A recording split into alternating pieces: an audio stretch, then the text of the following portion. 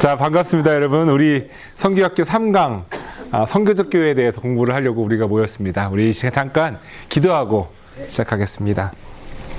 하나님, 우리 교회를 더욱더 성교적 교회로 만들어 주시옵소서. 그래서 주님께서 명하신 복음을 전하는 사명이 무엇인지 그 사명을 감당하는 교회 되게 하여 주시옵시고, 그래서 하나님, 모이기에 힘쓰는 것뿐만이 아니라 흩어지기에도 힘쓰는 교회가 될 수 있도록 인도하셔서 우리 각자의 삶 속에서 우리가 빛과 소금의 역할을 감당하는 교회가 되게 하여 주시옵소서. 예수님 이름으로 기도드립니다. 아멘. 장로님 어서 오십시오. 뒤에 저 유인물 있습니다. 예, 뒤에. 예. 감사합니다. 자, 오늘은 선교적 교회에 대해서 들어보셨나요? 여러분, 선교적 교회라는 말을요? 네. 그 영어로 미셔널 처치라고 얘기합니다. 그래서 제가 예전에 공부할 때, 지금도 아마 그럴지 모르겠어요. 아마 확인 안 해봤는데, 옛날에 공부할 때 그 워드에 미셔널 치면 빨간 줄이 쳐졌었어요. 아마 빌 게이츠가 미셔널이라는 말을 몰랐던 모양이에요. 그런데 이제 아무튼 지금 이제 선교적 교회가 워낙 잘 유명해지긴 했지만, 자, 우리 선교적 교회 가기 전에 복습을 하도록 하겠습니다. 괄호놓기 있습니다, 여러분. 괄호놓기를 다 맞추신 분께는 하늘에서 큰 상급이 있을 줄 믿습니다. 아멘. 아멘. 믿음으로 맞추셔야 돼요. 그냥 그 대신 집사님 맞추셔야 돼요. 자, 한번 보겠습니다. 여러분 준비되셨죠? 이 펜 준비하셨고요. 자, 선교 사역은 나의 사역이 아니라 하나님의 사역이다. 하나님의 구원의 사역이 선교이고, 하나님의 구원의 사역의 증인으로 서는 것이 선교 사역에 참여하는 것이다. 따라서 선교 사역은 의무이기 이전에 특권이다. 그럼에도 하나님의 초대는 우리를 하나님이 하시는 일에 방관자로 만들지 않는다. 하나님의 초대는 우리로 하여금 사역의 기쁨을 누리도록 하시는데 목적이 있기 때문이다. 이거 뭐 제가 강조해도 지나치지 않습니다. 사역에 참여한다는 것은요, 단기 선교를 제가 계속 준비를 하고 올 가을에도 가자 계속 이렇게 하고 있는 게, 또 단기 선교의 기회가 있으면 저는 여러분들 많이 가셨으면 좋겠어요. 왜 단기 선교가 필요하냐면, 그곳에 가서 우리가 무슨 일을 하는 게 중요한 게 아니에요. 생각해 보세요. 단기 선교사가 길어야 일주일, 열흘 가서 무슨 일을 하고 오겠어요. 제가 필리핀에 선교사로 있을 때 단기 선교사님들 많이, 대학생들도 오고 어른들도 많이 왔다 갔지만, 왔다 간 다음에 뭐가 크게 변하겠어요? 아니에요. 그런데 뭐가 중요하냐면, 단기 선교로 오잖아요? 오면 제가 거기 장기 선교사 입장에서도 그렇고, 저도 그렇고, 저랑 같이 있었던 우리 필리핀 교우분들도 그렇고, 우리 필리핀 청년들도 그렇고, 단기 선교팀이 한번 와서 거기서 같이 활동하면서 사역할 때 뭐가 넘치냐면 기쁨이 넘쳐요. 선교사의 기쁨. 그러니까 이게 doing orientation으로 가게 되면, 자, 이제부터 이거 해야 돼. 이제부터 이거 해야 돼. 이것에 집중하다 보면 일에 마음을 쏟게 돼요. 그러면은 기쁨이 별로 없을 수가 있거든요. 그런데 선교사역지에 가서 이걸 아는 거죠. 나는 오늘 공부한 것처럼, 우리 복습한 것처럼, 나는 증인이고, 또 이 선교사역에 참여하는 게 특권이다. 하나님이 하신 일을 내가 보고, 이 본 것을 내가 증언하면 되는 것이다. 라는 거를 확실히 알면 선교지에 가서 뭐 하겠어요? 거기 사람들 만나고 기쁨이 넘치는 거죠. 왜요? 하나님이 하신 일을 보니까요. 그래서 지난주에도 말씀드렸지만, 선교하러 갔다가 선교 당하고 온다라고 표현을 하는 경우가 많이 있잖아요. 뭘 하러 갔는데 뭐를 하기는커녕 도리어 사랑받고 오는 느낌. 이게 기쁨이 넘친다라고 하는 겁니다. 자, 그 다음 패러그래프 볼게요. 선교사는 복음을 뭐 하죠? 선포. 우리 김민희 권사님만 하늘의 복을 받으실 것 같은데. 선교사는 복음을 선포하고, 그렇죠? 교회는 선포된 복음을 실천하고, 그렇죠? 역시. 성령님은 선포된 복음과, 그렇죠? 실천된 복음이 사람의 마음에 뭐가 일어나요? 회심. 그렇죠. 회심의 역사. 하나님께로 돌아오는 역사. 그러니까 보세요. 선교사는 복음을 선포하고, 이 선포된 복음이 그냥 뜬구름 잡기의 복음이 아니라, 교회라는 게 뭐예요, 여러분? 교회는 두 가지 개념 아시면 돼요. 교회는 건물이 교회입니까? 아닙니까? 아니죠. 건물은 건물이죠. 우리가 교회입니다. 이게 뭐냐면, 믿는 사람들의 모임이 교회예요. 또 교회가 뭐예요? 다른 개념으로. 믿는 사람이 교회예요. 그러니까 사람들 모임도 교회이지만 각자 우리가 다 교회라는 말이에요. 그게 이제 교회에 대한 개념이거든요. 그러니까 선교사는 복음을 선포하고 선포된 복음을 여기서 교회는 뭐예요? 우리 믿는 사람들의 모임, 또 각자는 그 선포된 복음을 실천하고, 그래서 선포된 복음과 실천된 복음이 딱 만났을 때 사람들의 마음에 성령의 역사로 뭐가 일어난다고요? 회심의 역사, 컨버전이 일어나는 거죠. 그렇죠? 회심의 역사가 있도록 인도한다. 그 다음 패러그래프 보시겠습니다.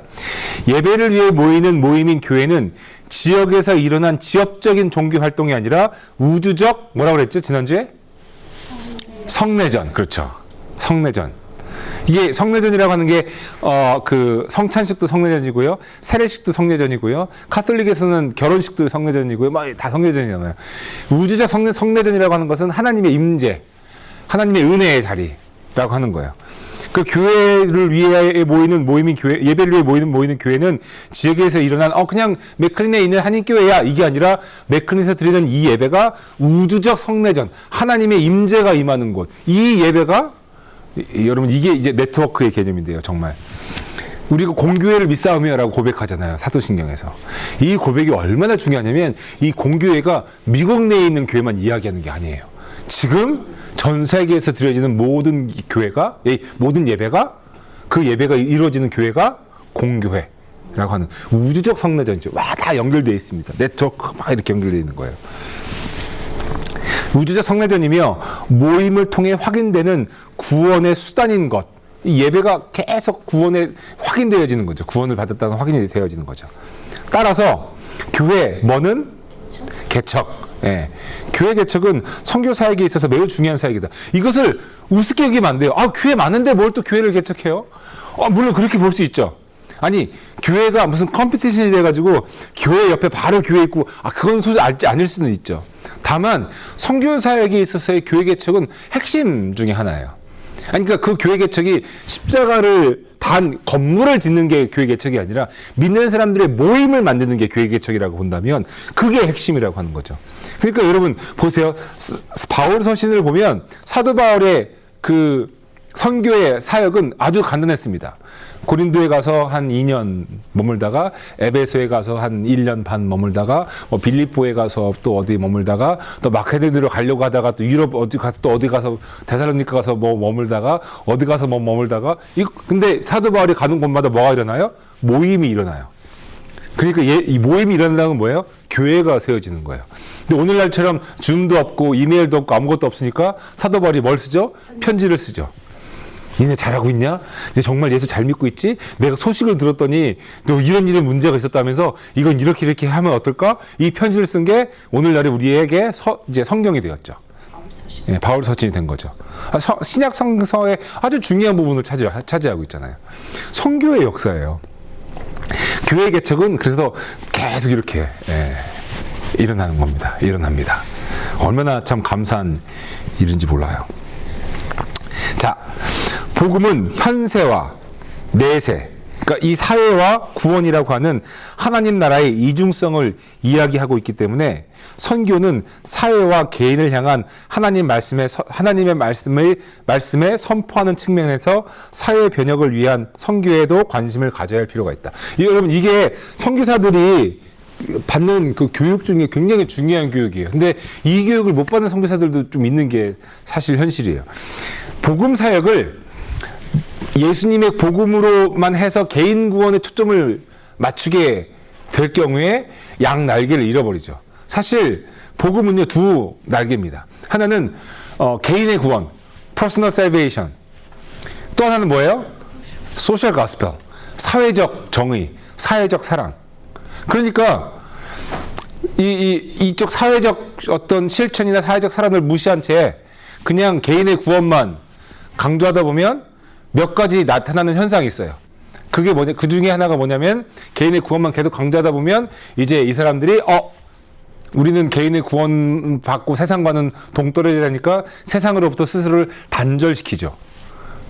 모든 종교에나 그런 게 있습니다. 기독교에만 있는 게 아니라 그런 사람들을 가리켜서 흔히들 좀 한꺼번에 얘기하기는 좀 그렇지만, 그런 사람들이 주로 뭐냐면 근본주의자, 라고 해요. 이게 세상과 같이 안 하려고 하는. 그래서 물론 그들의 가운데 굉장히 좋은 영성들도 많이 있어요. 그게 뭐 나쁜 게 아니에요. 뭐 수도원의 영성이라든지 이런 영성들은 굉장히 아주 건강하고 좋은 영성들도 있지만 세상과 분리된. 그래서 사실은 뭐 종교를 비교하자는 건 아니지만 처음부터 불교는 산 속에서 자기 수행에 집중을 했던 종교였고요. 기독교는 사람들 속에서, 그러니까 절은 산에 있고 교회는 도심에 이렇게 있는 거죠. 지금은 뭐 많이 달라졌습니다만 뭐 그런 구분이나 그런 경계도 좀 맞지 않는 말이긴 하지만, 그래서 기독교의 복음의 중심부는 뭐냐면 개인의 퍼스널 셀베이션, 개인적 구원과 사회적 구원이 같이 가는 거예요. 사실 선교사가 이 부분을 이렇게 하기가 굉장히 어려워요. 왜냐하면 현실적으로요. 저도 필리핀에 갔을 때 참 필리핀이 저를 많이 변화시켰거든요. 왜냐하면 저는 필리핀 가기 전에는 아주 젊은, 아주 새파란 갓 안수받은 목사로서 얼마나 막 그 한국적인 에듀케이션과, 그래서 저는 정말 태스크 오리엔티드 퍼슨이었었어요. 이거 목표를 딱 정하면 잘하든 못하든 이걸 해야 돼요. 그리고 시간을 정하면 시간대로 해야 되고, 딱딱 시간에 맞춰서 doing orientation, task orientation에 완전히 특화된 사람. 선교사 훈련도 그렇게 받았어요. 전 딱 정말 특화되게. 필리핀 가니까 필리핀은 완전 정반대예요. 뭐 doing orientation일 수도 없고 task orientation일 수가 없어요. 그러니까 제가 부딪히는 거. 그런데 어떤 어려움이 있었냐면, 아무튼 많이 필리핀이 저를 변화시켰죠. 왜냐면은 이렇게 보는 거예요. 지나가다 보면서 깨우쳐지는 게 있잖아요. 뭐냐면 저는 막 바쁘게 교회 사역을 위해서 막 풀그레이스 UMC에 가가지고 막 사역하고, 애들 음악 교육 지도하고, 막 태권도 하는 애들 와서 막 빵 먹이고, 뭐 꼬맹이들 막 불러다 놓고서 막 이제 유치원 시작하고, 뭐 우리 유치원 선생님 찾아가지고 또 월급 드리고 막 하면서 막 정말 바쁘게 막 사역하고, 밑에 교회 개척해서 뭐 지난주 말씀드렸죠. 막 슬리퍼 날라다니고 기저귀 가는 데서 막 예배 드리고 막 이렇게 정신없이 막 바쁘게 막 지나면서 교회 앞을 딱 지났는데, 우리 교회 앞에 정작에 제가 섬겼던 교회 풀그레이스 UMC 교회 앞에 있는 그 집들은 그냥 중하층, 완전 못 사는 거나 중하층의 집들이에요. 근데 이분들은 교회를 안 나와요. 신기하죠. 근데 다 저를 좋아하고, 저도 그들을 다 좋아하고, 뭐 심지어는 이제 1년 정도 지나니까 다 친해지니까 아무데나 그냥 진짜 리터럴리 아무 집이나 들어가서, 그러니까 집이라고 해도 우리가 생각하는 건 미국 집 이런 거 아닙니다. 조그만 뭐 문이 있는 아무 집이나 들어가서 그냥 아무 때나 들어가서 파스터 유진 아꼬디 또 마카페 따요? 뭐 이게 뭐냐면 김 목사 여기 왔어요. 우리 커피 마십시다. 그러면 뭐 그냥 그 정도로 다 친해졌는데, 아무튼 저는 바쁘게 막 이렇게 돌아다니다가 옆에를 봤더니 이 집 사이사이에 나무들이 있는데, 나무에 해먹을 이렇게 걸어놓잖아요. 해먹에 이제 저랑 나이가 비슷한 남자애가 뭐 필리핀이 우통 벗고, 다 거기 남자들은 뭐 시골은 다 우통 벗고 살으니까 더우니까 우통 벗고 해먹에 누워서 하면서 꾸무스타포 파스터 잘 지내요 목사님 이렇게 얘기하는 거예요. 마부띠랑 마부띠 하고서 지나가면서 보는데, 마부띠가 괜찮다는 말입니다. 보는데 순간, 아니 나는 뭔가 지금 해야 될 일이 있어서 바쁘게 막 움직이는데 얘는 해먹에 누워서 스윙 하고 있는 거예요. 근데 보니까 너무 행복해 보여. 현타가 오죠. 인생은 뭐지? 행복은 뭐지? 내가 지금 뭘 하고 있는 거지? 정말 많이 변했어요. 내가 뭘 이루려고 하고 뭘 하려고 하는 어떤 태스크가 그들을 변화시키는 게 아니구나. 그게 태스크가 복음을 위한 도구는 될 수 있을지언정 그 해야 될 태스크가 복음 자체는 아니구나. 그럼 복음은 뭐예요, 여러분? 우리 지난주에 네이키드 가스펠 얘기했잖아요. 네이키드 가스펠 뭐예요? 다 옷을 다 벗겨버린, 우리 코리안 컬처럴 가멘트도 벗고, 다 필리핀 옷도 벗고, 미국 옷도 다 벗은 아주 순수한 코어 가스펠이 여러분 뭐라고 그랬어요?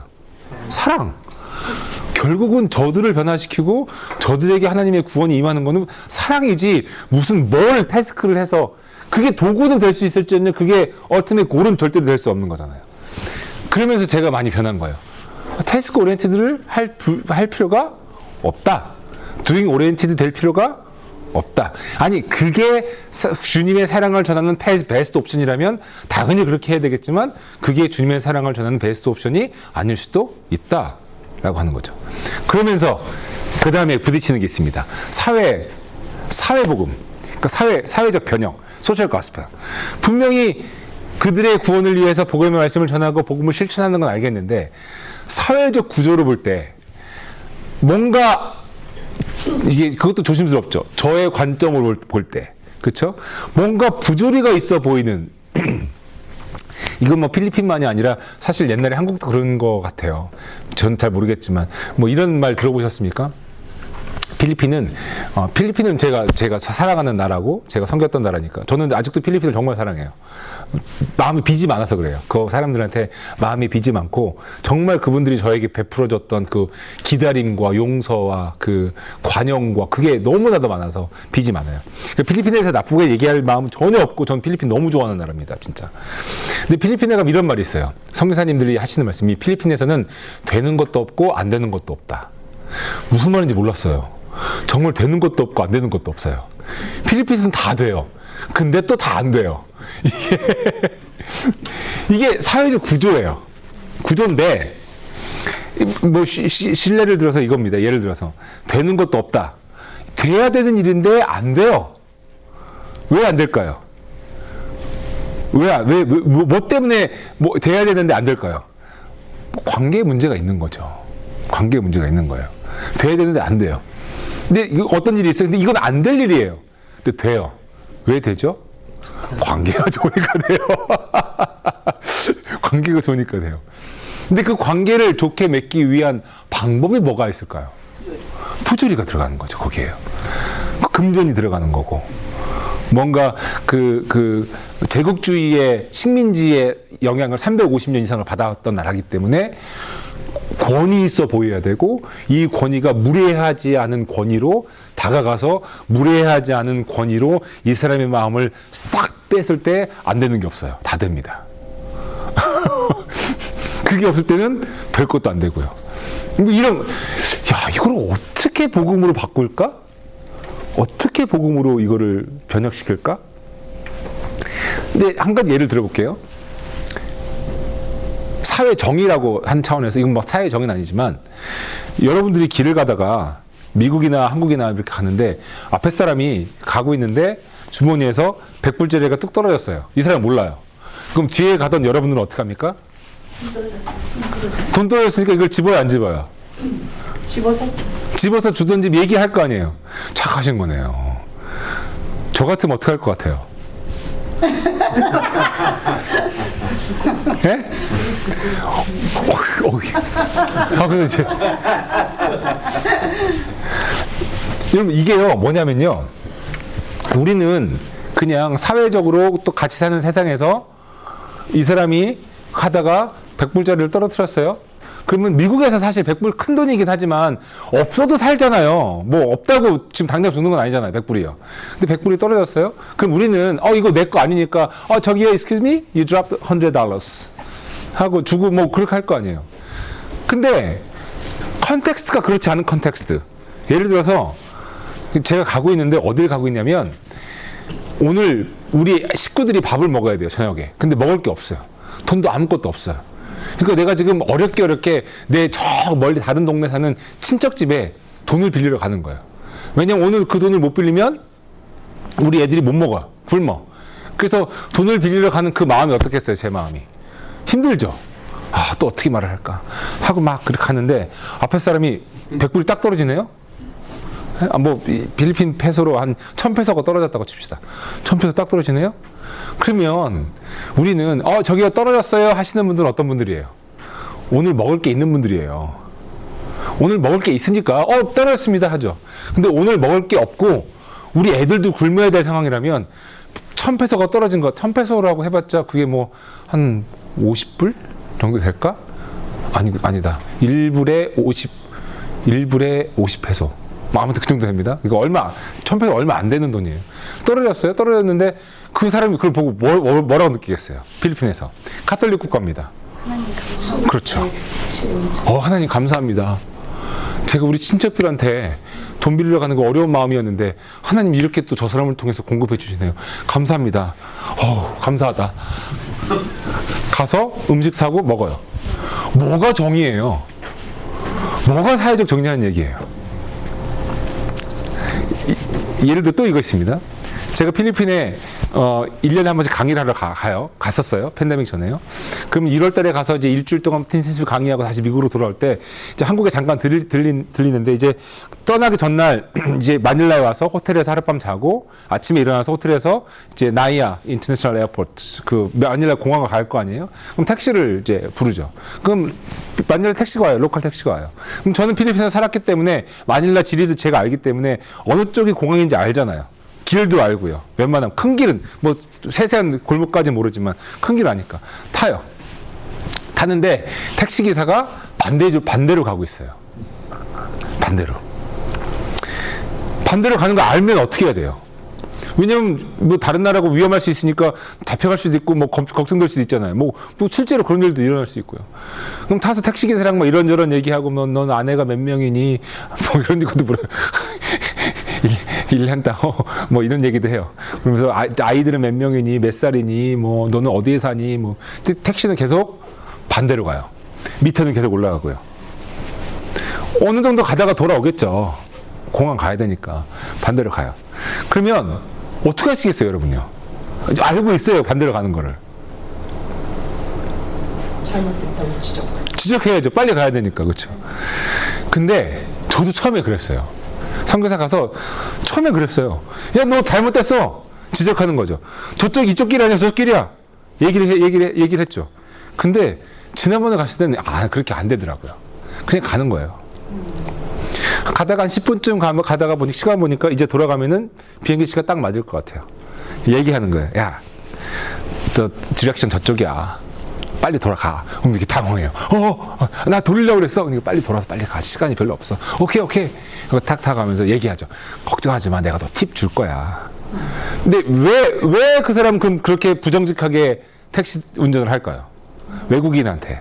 돈 벌으려고. 왜 그럴까요? 이 사람한테는 외국인이 탄 게 대박이에요, 이제. 예. 마닐라에 택시기사가 얼마나 많이 벌겠어요. 그때 제가 기억나는 게 아이가 4명인가 있었고, 막내 딸이 9살인가, 뭐 그렇다고 하더라고요. 마닐라 공 도착했어요. 10분을 돌아서 갔으니까 택시비가 한 300페소 이렇게, 300페소인가 이렇게 나왔어요. 나와서 기사한테 300페소 주고, 고맙다고 하고, 100페소 또 꺼내주면서 얘기하죠. 너 이거는 네 딸 9살짜리 딸, 그 공책사. 고맙다고 꼭 그러겠다고. 정말 그렇게 해요, 필리핀 사람은요. 필리핀 사람들이 굉장히 가정적이에요. 남자도 그렇고 여자도 그렇고요. 허투루 잘 안 써요, 이 사람들이요.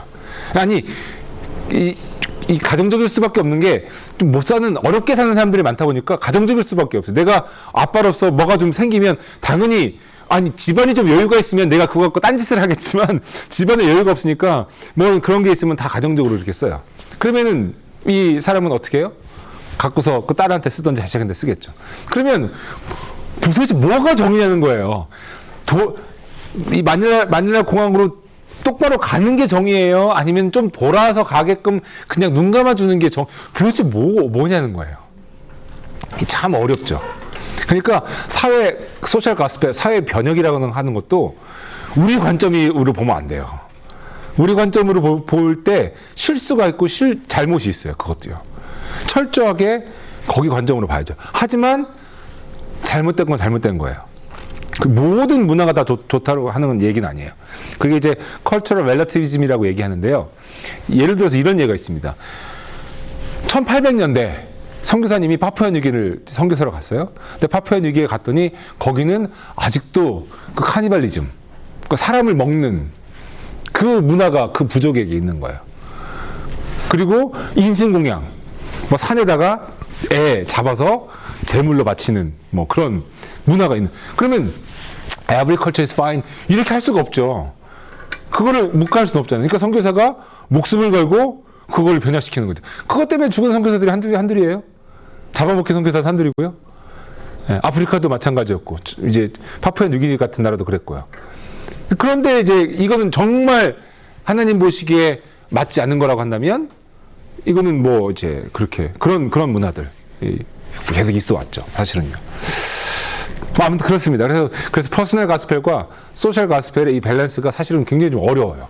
쉬운 건 아닙니다. 하지만 복음은 능력이 있어서 사람만 변화시키는 게 아니라 사회도 변화시킨다. 이거는 우리가 믿음으로 나아가야 됩니다. 당장은 아닐지라도. 그래서 교회가 많이 서 있는 나라일수록 사회가 조금 더 사랑과 정의에 가득 찬 사회가 돼야 되는데, 만약에 교회가 많이 있는데 사랑과 정의에 가득 찬 사회가 아니라면 이건 또 좀 연구를 해봐야 될 부분이죠. 네. 그렇습니다. 맨 마지막 패러그래프 복습하고 있습니다. 아직도요.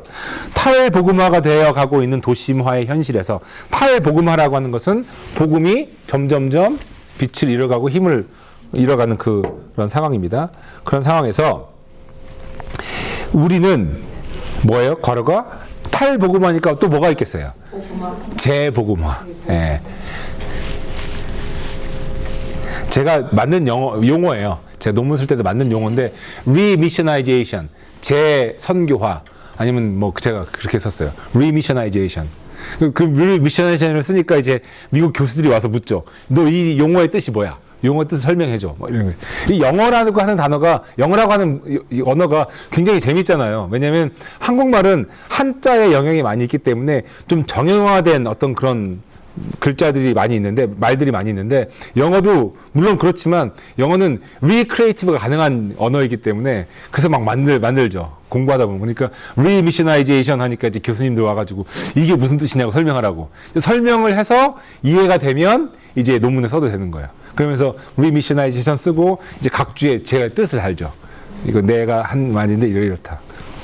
근데 여러분 그거 아시죠? 해야 될 새 것은 없습니다. 제가 그렇게 쓰고 나서 찾아봤더니 또 누가 위의를 썼더라고요. 그 전에. 해야 될 새 것은 없습니다. 자, 여기까지가 우리 지난주까지 했던 1강, 2강의 아주 그냥 핵심적인 복습을 제가 살짝 괄호넣기로 했습니다. 자, 선교적 교회. 선교적 교회란 무엇인가? 선교적 교회라고 하는 용어에 대한 이해는 교회가 어떠해야 하는지에 대한 근본적인 이해와 같다고 할 수 있다. 자, 여기서 제가, 이거는 뭐 조금 신학적인 얘기긴 하지만 그래도 여러분 이거 어렵지 않습니다. 쉬운 얘기입니다. 그러니까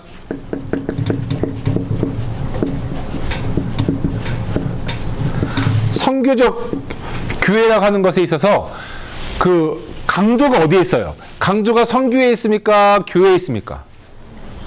아니, 글자만 보세요. 선교적 교회예요. 강조가 어디 있는 거예요? 교회.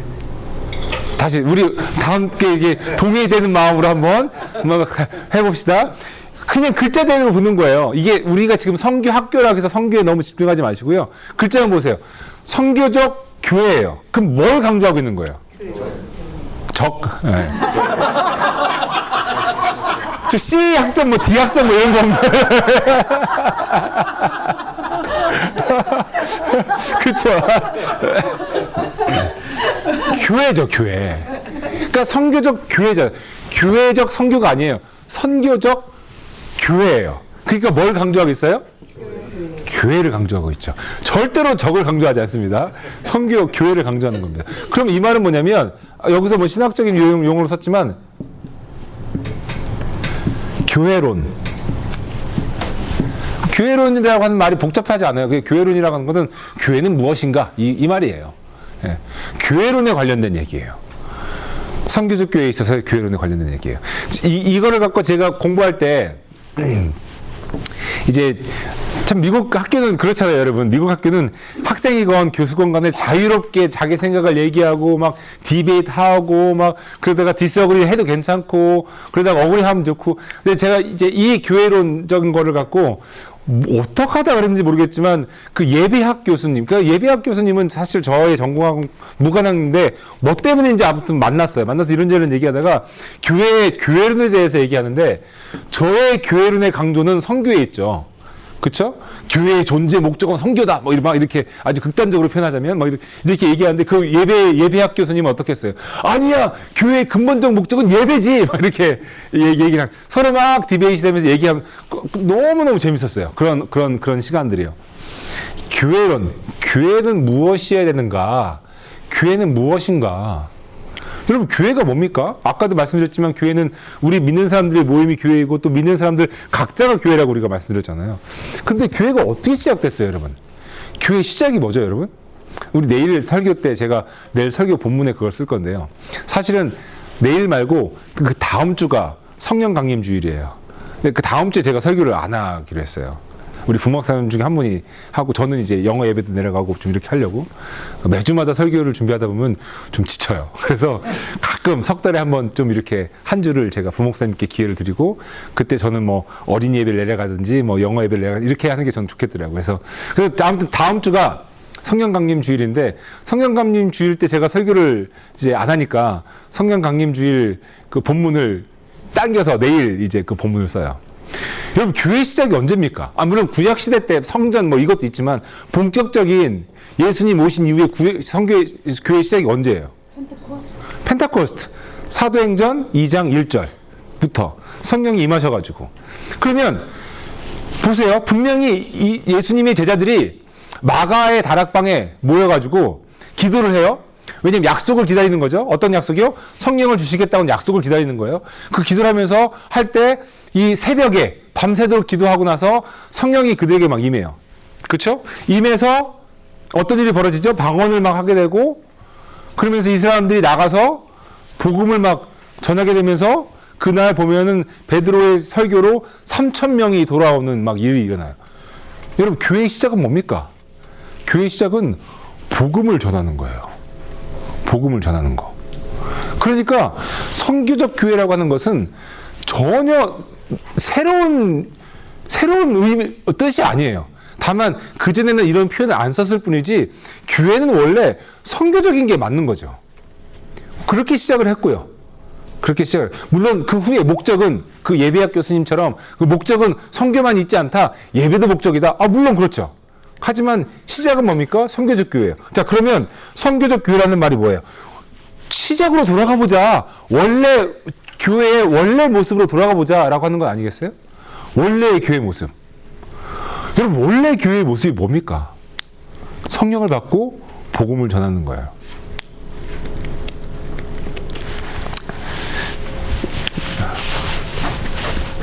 복음.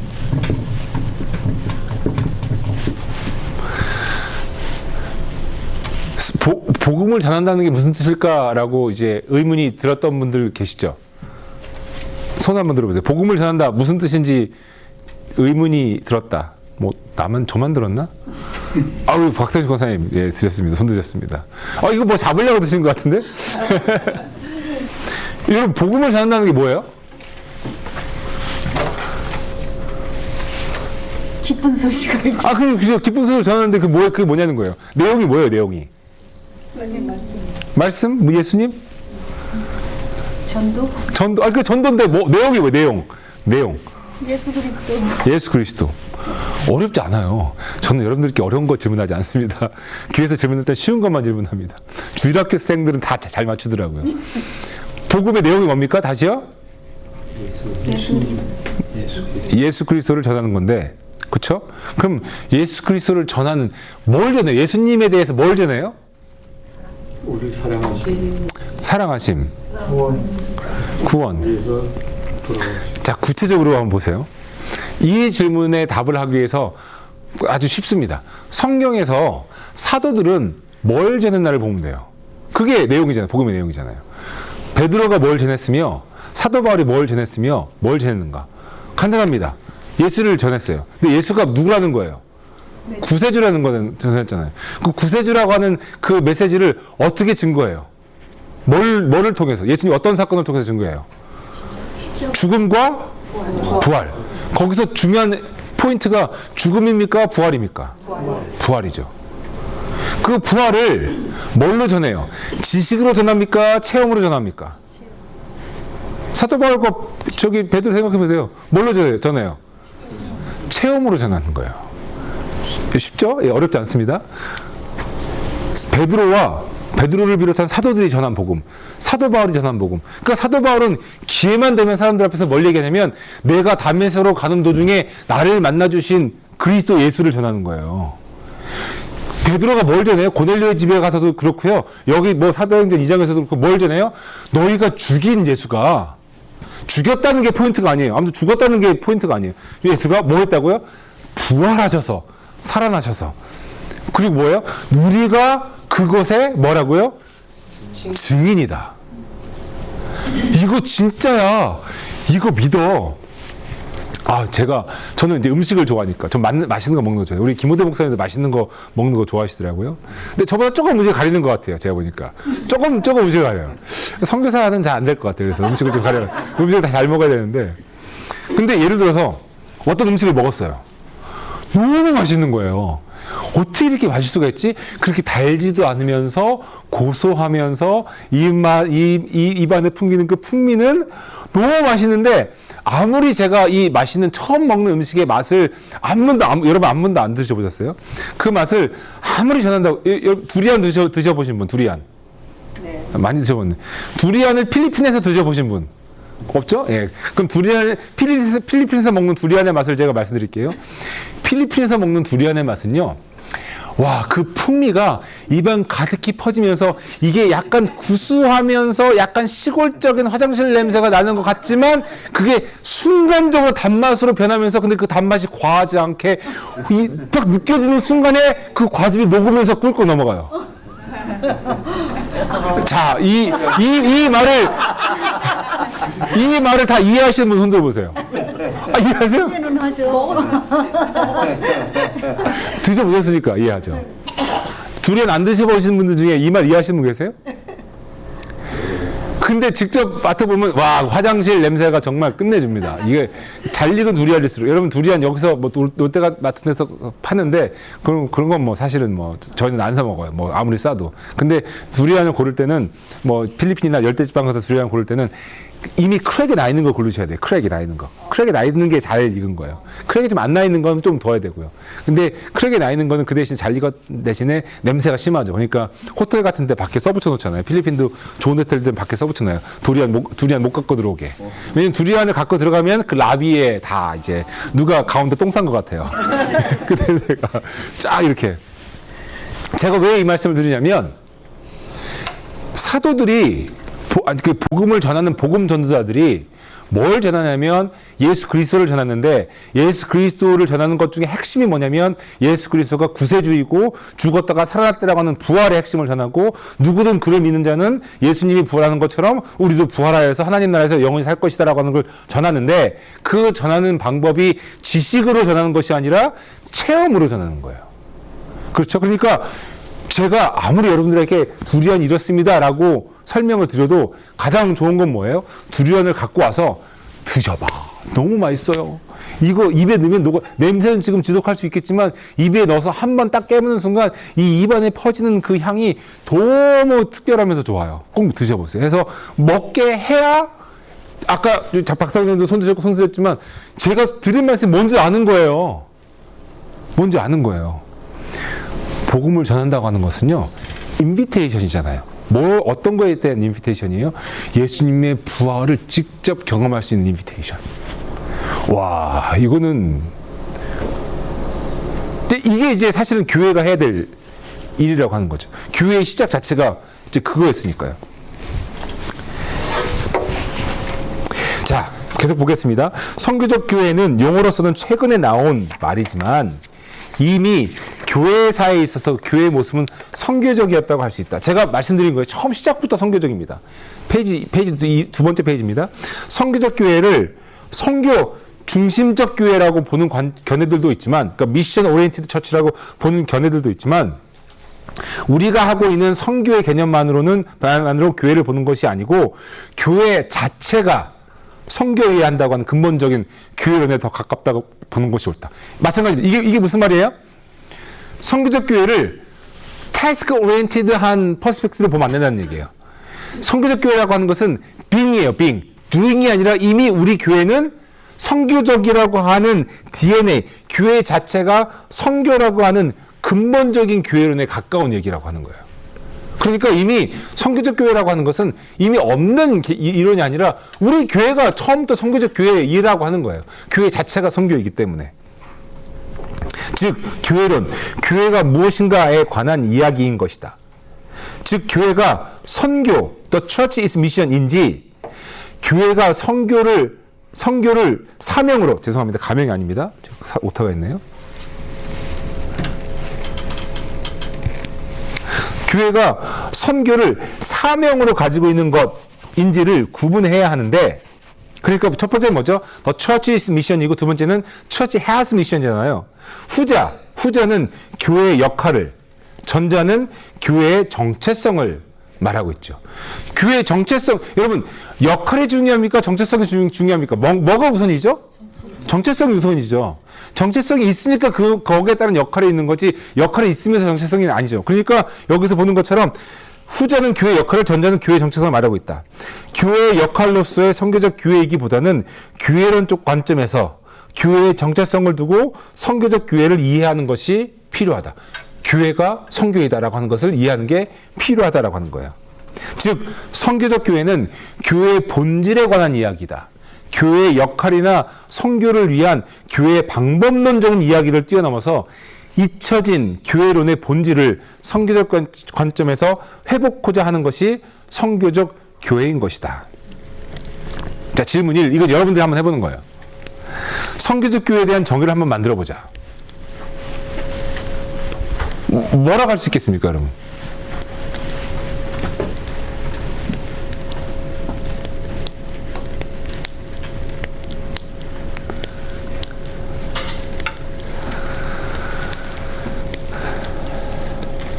뭐라고 할 수 있겠어요? 이거 틀린 답 없습니다. 틀린 답 없어요. 그러니까 자유롭게 편하게 한 단어로 말씀하셔도 좋고요. 문장으로 하셔도 좋고요.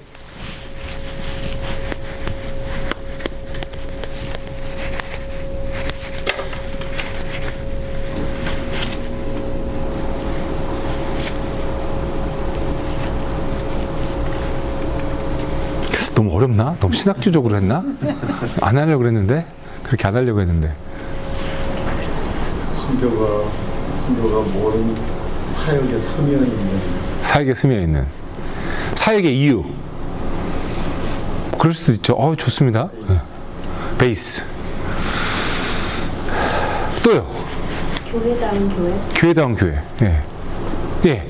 예수 그리스도의 복음을 체험한 성도들의 공동체. 체험한 성도들의 공동체. 네. 네. 좋습니다. 자, 여러분 편하게 생각하세요. 선교적 교회라고 하는 것은 아까도 말씀드렸지만 교회 역할에 관련된 부분이라기보다는 교회의 정체성에 관련된 부분이잖아요. 자, 그러면 선교적 교회라고 하는 개념을 이렇게 생각해 보면은 그러니까 믿는 사람이 이렇게 모였어요. 믿는 사람들의 모임이 뭐죠? 교회잖아요. 자, 믿는 사람들이 이렇게 모였어요. 우리끼리 이렇게 모였단 말이에요. 모였는데 이게 선교적 교회의 개념이 믿는 사람들끼리 모여 있어서 우리끼리만 좋고 우리끼리만 행복하고 우리끼리만 밥해 먹고 우리끼리만 더 서로 위하고 우리끼리만 잘 살면 이게 선교적 교회입니까? 아닙니까? 아니죠. 선교적 교회는, 교회의 본질은 뭐예요? 선교라고 그랬잖아요. 그렇죠? 여기 선교적 교회 관점으로 볼 때, 그러면 우리끼리 모여 있는 이 모임에서 우리는 선교적 관점으로 이미 우리 아이덴티티가 있다고 한다면 우리끼리 행복한 것이 우리의 목적이 아니라 뭐죠? 누구든 가서 데리고 오든, 여러분 그 성경인 말씀에 나와 있는 그 주인이, 왕이 내 잔치상을 채우라 했더니 장가도 가야 되고 소도 샀고 해서 못 온다고 하는 사람들 있으니까 거리에 나가서 다 채우라고 채우는 거. 밖에 나가서 데리고 오든 아니면 누가 자발적으로 오든, 교회는 뭐예요? 선교이기 때문에 우리는 다 누구에게도 오픈되어 있는 거죠. 그렇죠? 오픈되어 있어요. 선교적 교회의 아주 특징입니다. 교회는 처음부터 오픈되어 있어요. For everybody. 그러니까 우리 성찬식을 할 때도 우리 교단에서는 우리 어떻게 하죠? 누구든 세례를 받던 받지 않았던 everybody is welcome.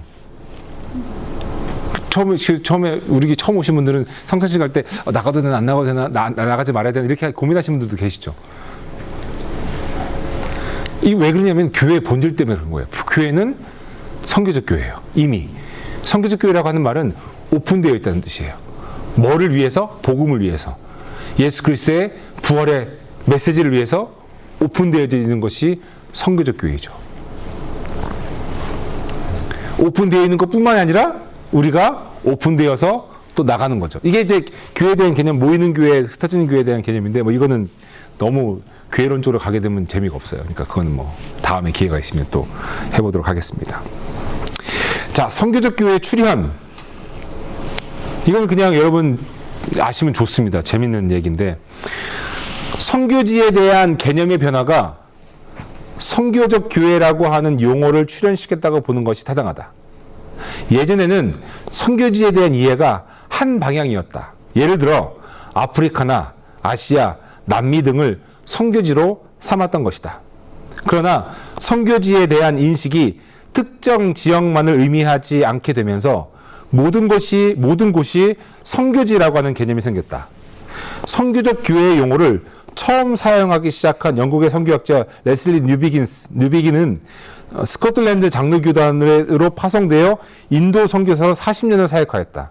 40여 년간의 인도 선교 사역을 정리하고 영국으로 돌아왔을 때 그는 40여 년 전과 비교하여 선교사를 파송하는 나라에서 선교사가 필요한 나라로 변한 고국을 보게 된다. 40년의 갭이 있는 거예요. 40년 동안 인도 나갔다고 오니까요. 그에게 있어서 선교적 교회는 잃어버린 교회의 본질, 즉 복음을 전파하고 복음을 실천하고 복음을 증명해야 하는 교회의 본질을 찾고자 하는 무릎이 되었다. 따라서 선교적 교회는 재복음화라고 하는 선교의 새로운 사명을 위한 교회론적 바탕이 되었다. 여러분 이해하시나요? 네. 미국은 어떻습니까, 여러분? 미국. 아니, 여전히 여러분 수치로 볼 때 미국이 세계에서 선교사를 제일 많이 내보내는 나라예요. 아직까지요. 이번에 지난주 우리 총회 있었지만 총회를 통해서도 14명인가 15명인가 새로 선교사가 또 파송돼서 가고요. 또 지난 총회를 통해서 참 고마운 소식이 우리 한인 총회에서 그 140명의 선교사들을 매달 100불씩 몇 년 동안 지원하기로 했어요. 참 감사한 일이죠. 아무튼 미국이 아직까지 선교사를 제일 많이 파송한 나라입니다. 두 번째 나라가 어딜까요? 한국이죠. 한국이 두 번째로 많은 선교사를 파송하죠. 근데 인구 대비수를 볼 때, 또 기독교인 수의 대비를 볼 때 사실은 한국이 압도적 1위죠. 예, 비율로 볼 때는요. 아무튼 그렇습니다. 그런데 여러분 생각해 보세요. 1890년대 이제 미국의 선교사들이 조선반도를 향해 막 몰려올 때 맨 처음에 오신 선교사가 누구죠? 언더우드 목사님과 아펜젤러 목사님이 제물포항에 1885년인가 6년인가 제가 아무튼 숫자에 약해가지고 부활절에 도착하셨어요. 부활절에 도착하셔가지고 언더우드 목사님은 교회를 어떤 교회를 개척하셨죠? 지금 거기 종로에 있는 아니죠. 언더우드 목사님은 세문안교회. 세문안교회. 아펜젤러 목사님이 정동교회를 개척하셨죠. 1885년인가요? 네. 아무튼, 예.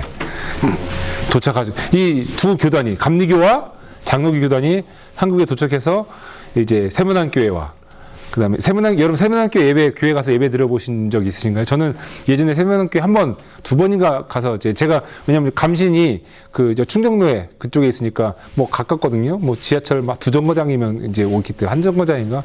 그래서 2번 정도 예배를 드리면은 거기 세문안교회는요, 굉장히 포멀해요. 굉장히 포멀해요. 예.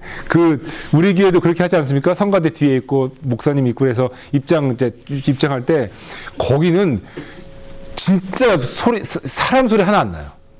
이 라비에서 성가대가 무슨 말 하면 큰일 나요.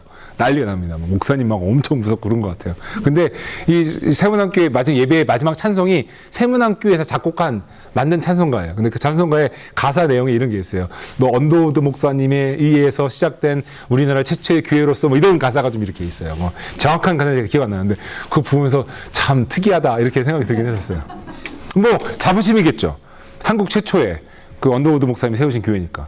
정동교회도 어떻습니까? 정동교회도 덕수궁 돌담길 덕수궁 동달길이 아니라 그쪽 어디죠? 다 잊어버렸네요. 중앙일보 있고 막 이렇게 서서문, 그렇죠? 서서문에 거기 정동교회 가도 옛날 그 정말 건물도 있고 새 건물도 이렇게 있죠. 정말 저기 아펜젤로 목사님이 세우신 처음 시작한 교회죠. 그런데 그렇게 그분들이 와서 정말 우리 당시의 조선반도를 향해 사역하고, 그리고 여러분 기회가 되시면 양화진에 가시면 한국의 선교사 묘지가 있잖아요. 예, 저도 이제 예전 선교사 훈련 받을 때 거기를 방문하거든요. 양화진을 가면 딱 이제 비석들이 다 있어요. 무덤들이 다 있고 거기 다 있습니다. 태어난 날짜부터 죽은 날짜까지 다 우리나라에 와서 선교 활동하다 돌아가신 분들이에요. 예.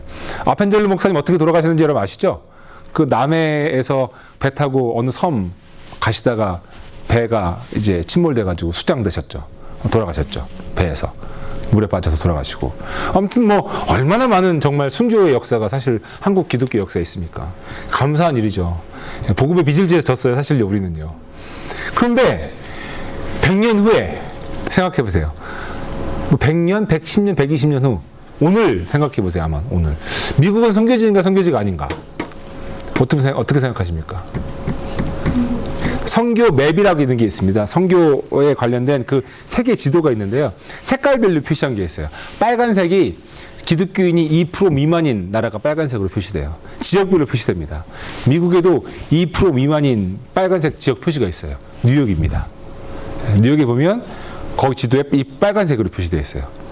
이제 매주마다 교회를 나가는 기독교인이 2% 미만이라는 얘기예요. 선교지죠. 예, 선교지예요. 또 있습니다. 본인 스스로가 declare 해요. I'm Christian이라고 declare 해요. 뭐 아이덴티티일 수 있죠. 본인이 생각한. 근데 교회 안 나가요. 그럼 크리스찬이에요? 아니에요? 참 애매하고 힘들죠. 그런 부분이요. 저는 미국 교회 가서 사역하기 전에 그렇게 선입견이 있을 수 있잖아요. 아, 미국 교회는 교인들 이제 크리스마스 때만 나오고 또 이스터 선데이만 나오는 교인들도 있다고 하고 뭐 이런 얘기 들었으니까요. 정말 깜짝 놀랐어요. 프레스밸리 교회를 처음 갔는데 그 교회가 그렇게 크지 않은 교회였었어요. 팬데믹 전에 그래도 주일날 한 번 예배 드릴 때 모이는 인원이 80에서 120명 사이 이렇게 모여서 예배를 드렸었어요. 그런데 첫 2017년 7월부터 제가 사역을 시작했으니까요. 그 80명에서 120명 사이 계속 그 정도예요. 많이 나오면 125명, 뭐 적게 나오면 80명, 그래서 100명이죠. 100명 정도 이렇게 나오는데 크리스마스 예배. 이제 미국 교회는 크리스마스 날 예배가 없습니다. 25일 예배가 없어요. 그 대신에 크리스마스가 있는 주에 썬데이가 이제 크리스마스 썬데이잖아요. 크리스마스 썬데이가 됐는데 크리스마스 썬데이 전에 사실 미국 교회는 크리스마스 썬데이가 있고 그 다음에 크리스마스 이브 예배가 있어요. 근데 크리스마스 썬데이가 있는데 몇 명 나온지 아세요? 300명이 나온 거예요. 300명이. 너무 더 어디 있었지 이 사람들? 이스터 썬데이가 됐습니다. 그 다음 해 2018년 이스터 썬데이가 됐는데 400명이 나온 거예요. 400명이요. 그 제가 설교 때 Where were you everybody? 근데 그게 너무나도 이해가 안 되는 부분 중에 하나였었어요. 여러분 어떻게 보세요? 그들에게 믿음이 없는 건가요? 뭐죠? 어떻게 변한 거죠? 어떻게 느껴지세요, 여러분? 믿음이 있는데 교회를 하나의 장소로 생각하고 자기 마음속에 이제 교회가 있다. 그런 경우도 있죠. 예. 예. 인터넷으로. 예. 그래서 이분들이 오시면 1년 동안 못했던 헌금을 한꺼번에 하세요. 뭐 크리스마스 때 한꺼번에 1년 동안 1년치 헌금을 한꺼번에 하시는 분도 있어요. 다는 아니지만. 또 크리스마스, 또 부활절 때 또 헌금 뭐 한꺼번에 하시는 분들도 있고. 아니면 교회는 안 나오는데 계속 수표를 보내시는 분들. 그러니까 제가 매주마다 그 pastoral letter for this week 쓸 때 이제 항상 쓰죠. 교회를 위해 헌금하는 방법. 교회를 직접 와서 헌금하는 것, 온라인 헌금하는 것, 그 다음에 체크로 써서 보내는 것. 꾸준히 체크로 와요. 근데 한 번도 얼굴을 본 적이 없는 분들이에요. 근데 이분들은 뭐 예를 들어서 가끔 연락 올 때, 우리 손주가 이번에 세례를 받아야 되는데 프레젠밸리에서 받고 싶다. 근데 저는 얼굴을 본 적이 없어요? 그럼 우리 오피스 매니저한테 확인하죠? 우리 교회 멤버예요. 그러면 이제, 목사님 그런 경우 있나요? 예. 예. 많이 있죠. 그런 경우가. 이거를 어떻게 평가할 수는 없을 것 같아요. 뭐냐면, 그분들은 믿음이 없어. 그건 아니야. 이렇게 우리 입장으로 보기가 어려운 부분이 뭐냐면, 제가 6년 동안 미국 교회에서 사역해 보니까 미국 분들이 갖고 있는, 물론 문화적인 부분이 있을 수는 있겠지만 미국 분들이 갖고 있는 신앙의 뿌리는 있어요. 그러니까 교회를 떠나지 않아요. 교회를 안 나온다고 해서 교회를 떠난 게 아니에요. 말씀하신 것처럼 때로는 뭐 편안하게 생각하는 경우도 있지만 심각하게 생각 안 하는 경우도 때로는 있지만 그렇지만 절대로 교회를 떠나는 분들이 아니에요. 그런 건 있어요. 그런 건 있는데 그래서 한국 교회와 미국 교회 사역할 때는 사실은 여전히 제가 미국 교회 6년 있다가 그 전에 우리 교회 있긴 했었지만 저는 사실 한국 교회 백그라운드가 좀 약하잖아요. 왜냐하면 처음부터 선교사로 저는 헌신을 했고 그래서 한국 교회에서 제가 사역을 해본 적이 없고 그 선교사로 사역하다가 미국에 가서 공부를 해서 학위를 마치고 그러고 나서 우리 교회에 와서 4년 동안 어소시에이트 패스터 있다가 미국 교회 6년 이제 시니어 패스터 있다가 다시 우리 교회로 온 거라서 사실 한국 교회에 대한 백그라운드나 경험은 저는 좀 약하죠. 그래서 사실은 아직까지 제가 100% 리커버리가 안 된 게 still I'm in the culture shock 프로세스예요. 컬처 샥이 되게 많이 좀 여전히 제가 개인적으로 느끼는 게 있어요. 우리 교회에서 느끼는 컬처 샥이 있어요. 예. 뭔가 좀 달라요. 예. 근데 뭐 곧 이제 다 이제 하겠지만 그래서 팬데믹 이면서 네. 이제 많은 분들이 안 나오잖아요. 네네. 그리고 안 나오지만 인터넷 통해서 사이버 공간에서 이렇게 모이는 그런 생각을 이제 많이 청소년들 많이 하게 되는 것 같아요. 그래서 제가 모이는 교회 그냥 이렇게 피지컬리 모이는 교회도 있지만 사이버 공간에서 거기서 모이는 것을 모인다고 이제 많이 생각을 하니까 선교라는 입장에서 보면 선교지를 뭐 이렇게 피지컬리 뉴욕 뭐 이렇게 있지만 사이버 거기도 선교지로 이를테면 거기에 있는 사람들이 그 예수 믿지 않는 사람들 굉장히 더 많을 확률이 있어서 거기는 2%가 0.2%인데 거기를 선교지, 새로운 선교지 이렇게 하면 어떨까? 그 생각도 해봤어요. 저도요. 그 생각도 해봤고 그 말씀도 일리가 있죠. 일리가 있고 선교지라고 하는 개념에 있어서 어디를 제외시키면 안 되니까 사실 거기도 중요한 선교지일 수도 있고 그리고 교우분들이 직접적으로 피지컬리 모여서 모이는 그런 모임이라고 하는 것도 있지만 말씀하신 것처럼 사이버 공간에서 이렇게 커넥션 되는 것도 그 뉴 제너레이션의 입장에서는 또 모이는 거라고 느낄 수도 있고 그래서 그렇게 그 부분도 당연히 일리가 있는 말씀이죠. 근데 개인적으로 저는 그 부분에 대해서는 조금 약간 트래디셔널한 입장인 것 같아요. 제 입장은요. 뭐냐면은 그거를 무시하거나 그것이 필요 없다는 게 아니라 그런 사이버 공간이나 아니면 그런 IT나 어떤 그런 커넥션은 선교의 도구로 활용할 수는 있겠지만 그 도구로 예를 들어서 저도 필리핀을 떠난 지가 벌써 뭐 얼마예요? 20년, 21년 아니죠. 2007년에 떠났으니까 아직 그 정도 안 됐네요. 근데 오래되긴 했지만 다행스럽게 이제 소셜 미디어나 이제 인터넷을 통해서 연결이 되니까 그 연결을 가지고 그 툴을 이용해서 그들과 계속 이렇게 커넥션을 가질 수 있긴 하지만 그것이 툴은 될 수 있을지는 모르겠지만 본질적인 선교의 본질은 마주함이지 않을까. 마주하고 같은 공간에서 숨을 쉬고 또 예수님이 하신 사역의 절반이 뭐예요, 여러분? 예수님이 하신 사역의 절반은요, 잘 드러나지 않지만 먹는 사역이에요. 같은 공간에서 먹고 주로 누구랑 먹었죠? 바리새파 사람, 높은 사람, 율법학에서 높은 사람 먹었어요? 아니죠. 복음이 필요한 사람들. 그러니까 아픈 사람에게 의사가 필요하다라고 말씀처럼 그 사람들하고 그러니까 이게 어떻게 보면 좀 전통적인 방식일지 모르겠지만 제가 볼 때는 그것이 중요한 본질적인 부분이지 않을까. 마주보고 같은 공간에서 숨을 쉬고 같이 음식을 먹으면서 삶을 나누고 거기에서 이제 근데 사이버 공간이 어느 정도까지 그게 가능한지는 제가 잘 모르겠어요. 어느 정도까지. 예. 그때 예수님은 줌이 없으셔서 지금 줌이 생겨서 신세대들은 비즈니스를 보면은 세상이 변화하는 게 너무 분명해요. 아마존이라고 하는 그게 얼마나 큰 비즈니스를 하고 있는지 이 사람들은 뭐 전통적 비즈니스 개념이 아니잖아요.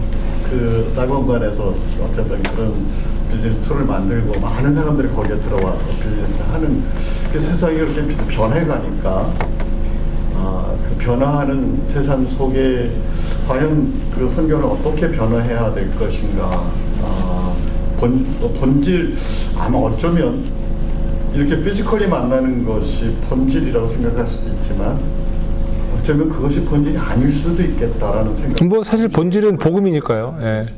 그러니까 저는 제가 확신을 못하는 게 아마존이나 어떤 기업처럼 우리는 뭘 파는 게 아니잖아요. 어떤 이익을 하는 게 아니라 복음을 전하는 건데 제가 아직 100% 쉬워하지 못하는 부분이 사이버의 툴을 통해서 어느 정도 복음이 정말 잘 전달될 수 있을까에 대해서는 저는 I'm not sure yet. 그 부분이죠. 만약에 뭐 사이버를 통해서도 똑같이 우리가 직접 만나는 어떤 전통주의적인 방법이 아닌 사이버를 통해서도 복음이 정말 나눠지고 그것에서 복음 확장성이 이루어진다라고 한다면 뭐 당연히 그거는 뭐 받아들이고 당연히 그렇게 해야 될 부분이 있죠. 그래서 또 그 개념 전에 또 이런 것도 있어요, 사실은요. 제가 공부할 때 나왔던 아주 디베이트이 심했던 그런 것 중에 하나가 뭐냐면 선교지로 뭐 예를 들어서 뭐 필리핀을 꼭 가야 돼? 왜냐하면 해화동에 가면 필리핀 노동자들이 모여서 드리는 공동체 모임이 있어요.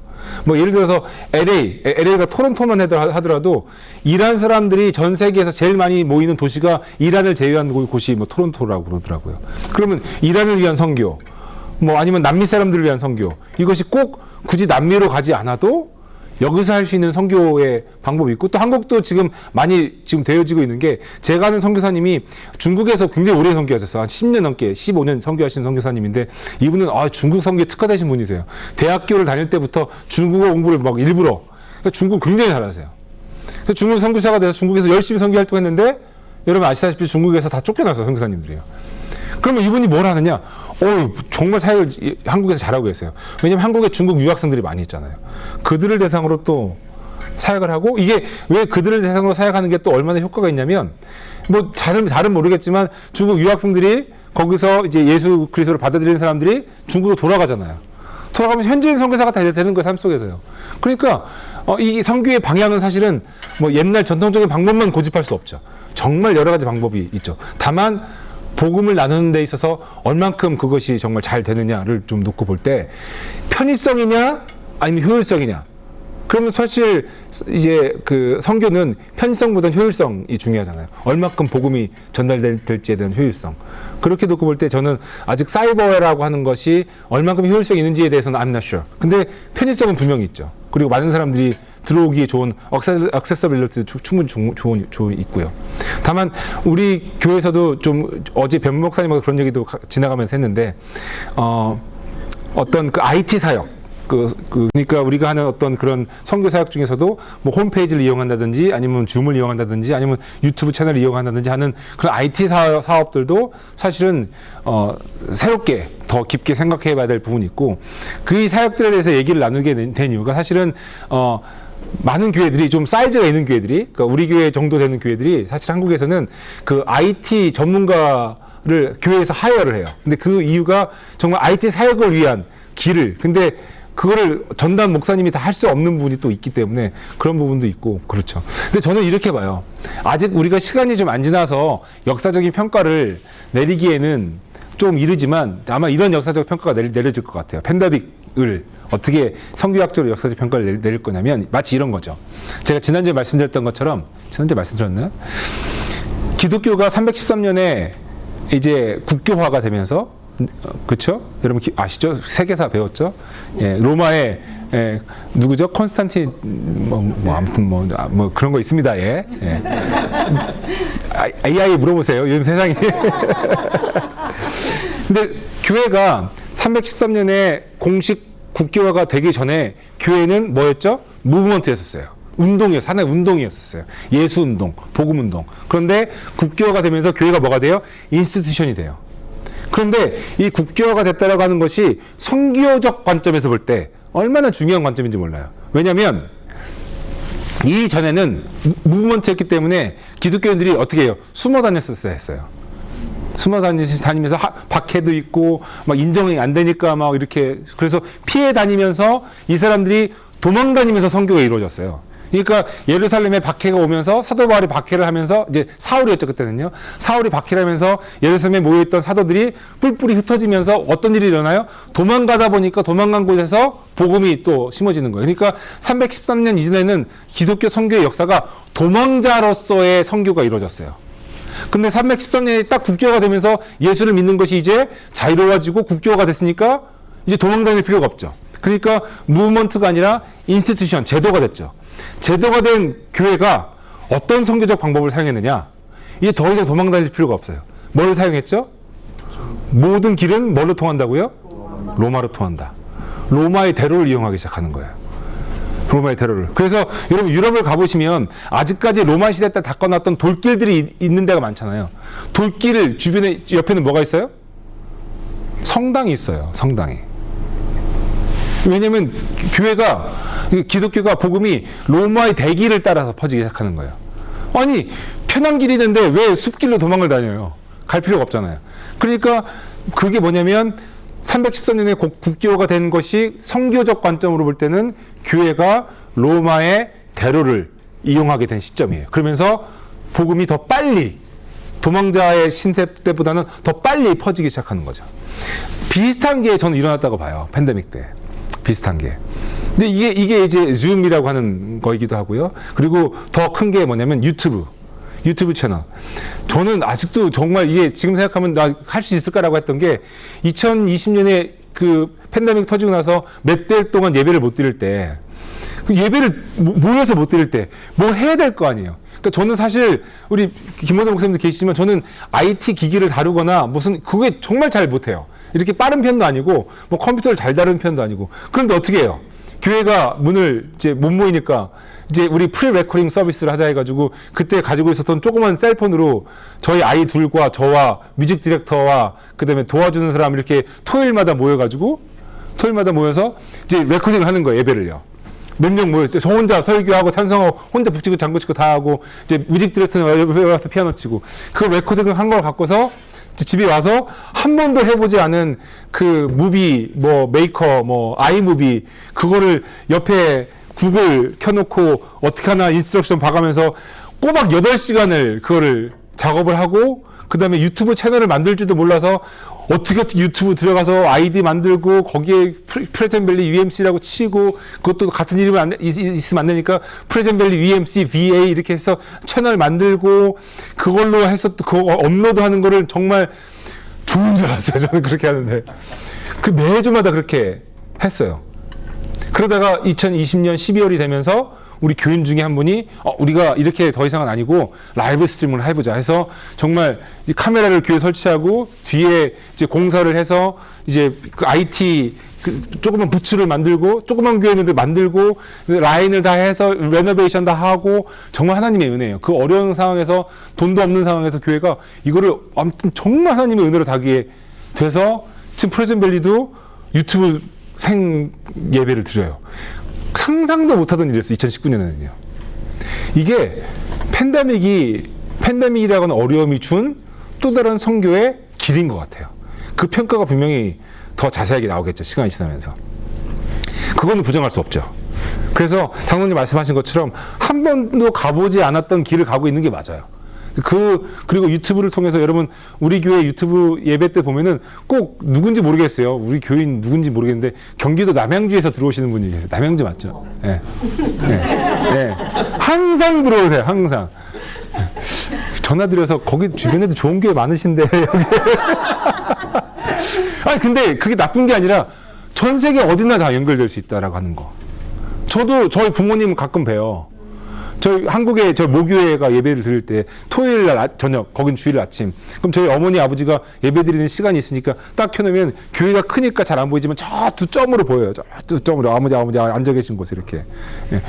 이게 새로운 길이죠. 사실 새로운 길인데 다만 제가 아직 확신을 못하는 게 그거를로 기존의 기독교인들에게 계속 복음의 영향력은 더 잘 끼칠 수 있는데 새로운 그러니까 복음을 아직 받아들이지 않은 사람들이 그것을 통해서 얼만큼 복음을 받아들일 수 있는 데서는 아직 잘 모르겠어요. 그게 제가 잘 모르겠다는 부분인 거죠. 예.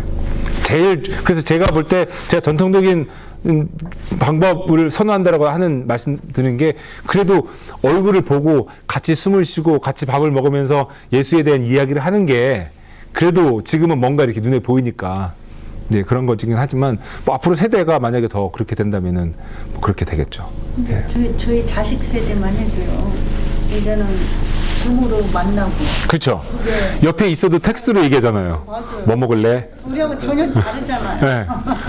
그게 근데 세대가 돼버렸죠. 지금 저희도 니네 뭐하니? 얘기하고 있어. 누구랑? 빈이랑. 옆에 있는데 뭐 저녁 뭐 먹을래? 그러잖아요. 복음도 좀 그렇게 뭐 본질은 바뀌는 게 아니까 하면 이렇게 뭔가 틀을 좀 이렇게 바꿔서 예.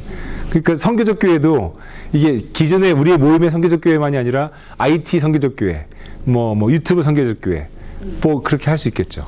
예. 제 다음 세대 제 다음에 전 잘 모르겠어요. 제가 좀 그런 거에 약해요. 예, 그런 걸 빨리빨리 캐치해서 이렇게 뭐 새로운 IT나 새로운 기기나 새로운 기술을 좀 금방금방 습득할 수 있는 탤런트가 있으면 좋겠는데 저는 그런 건 좀 약해요. 그래서 항상 도움이 필요해요. 그런 부분은요. 제가 한번 목사 체험 공고를 본 적이 있어요. 네네. 목사 채용 공고요? 미국에서요? 그러니까 보통 그냥 잡 찾는 그런 비슷한 건데, 근데 특별히 스페셜티를 구하는 것이 IT에 목사를 찾더라고요. 전 안 돼요. 그러니까. 제가 말씀드리고자 하는 거는 좀 충격적이었던 게 퀄리피케이션이 적혀 있는데 목사로서의 어떤 자질이라든가 저희들이 평상시 생각할 수 있는 좋은 목사로서의 그 자격 요건이 하나도 없었어요. 기술직이군요.